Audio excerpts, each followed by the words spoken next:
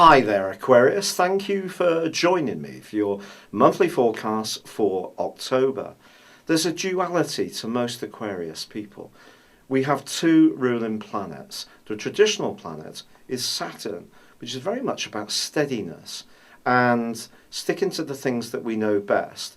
And also it's an appreciation of long-term links and approaches to life.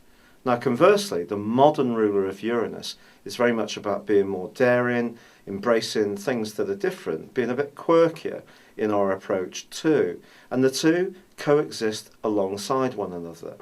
If you think about your nature carefully, you'll see different elements of the two come through. Sometimes you'll spot a trend in music or fashion that other people haven't even woken up to. Then again, other people may be absolutely obsessed by something that you're completely turned off by because you're quite happy with what you've already got. Now this duality is going to be juggling in a kind of competition right throughout October. And the reasons for this is because of a lot of activity in your 12th solar house, which comes partly from Mars, but also Pluto, the planet of transformation, has been there for 7 years. But Mars is certainly going to be stirring up some action this month. But October begins with a new moon in your sister air sign of Libra.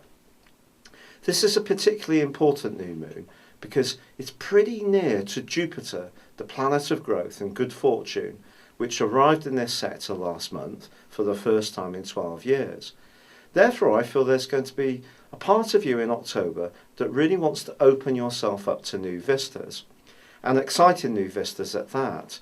It could be that you're going to be a little bit more daring. There may have been some evidence of this last month in September already, that you want to break down any barriers to progress. So it could be that you're considering learning a new skill, speaking a foreign language, travelling further afield, doing things more spontaneously, breaking away from routines that have provided you a great deal of comfort and sukha for a very long time, but they may be in the process of losing their sparkle. Now the first 2 weeks of this month also see Mars and Jupiter in a right angle.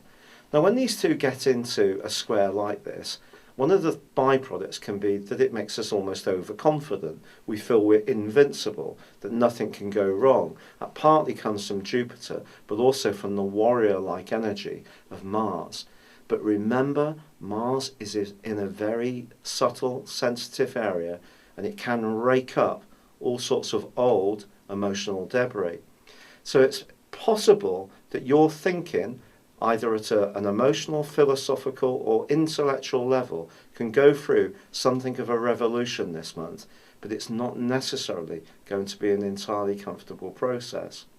As the month begins, Mercury, the planet of thought, is also in a very deep and psychological part of your scope still, and Venus, the planet of relating, is in a very visible area, suggesting in the first 2 weeks at least that your moves around your love life could be driven by a need for security just at a time when you're being pushed to perhaps break down your dependence on precisely that.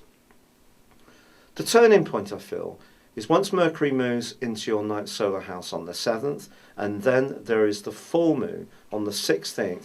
I think this is the pivotal point of this month, because this full moon combines with your modern ruler of Uranus. And this is going to push you and see you more outspoken about trying to tear down anything that's holding you back. The truth is often very important to Aquarius people, and if there is a situation in your life, even if it relates to a very old past event in your situation, you need to find your voice this month and speak out how you feel as authentically as possible. It may mean that you're going to create some ripples, perhaps within the family, perhaps with a partner. It could be that you're getting in touch with some deeply personal debris, and it needs to come up, it needs to be cleared out so you can reinvent and reinvigorate yourself in a way which is going to carry you forward for many years to come. Because Mars then goes on to connect with Pluto in week 3. Even if you're someone who's quite reluctant to share or bare your soul with others, which can be the case. Aquarius people can be immensely private, myself included. You may find that whatever resistance you've got to opening up, it just has to come. These emotions just have to surface. And once they do, it can be hugely cathartic for you.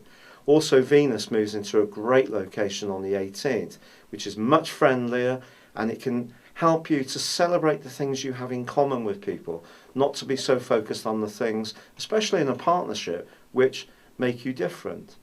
But on the 23rd and the 25th, the Sun, followed by Mercury, do relocate into Scorpio, which is about ambitions, about your role in life, about people's expectations of you, and it can be about work and ambitions.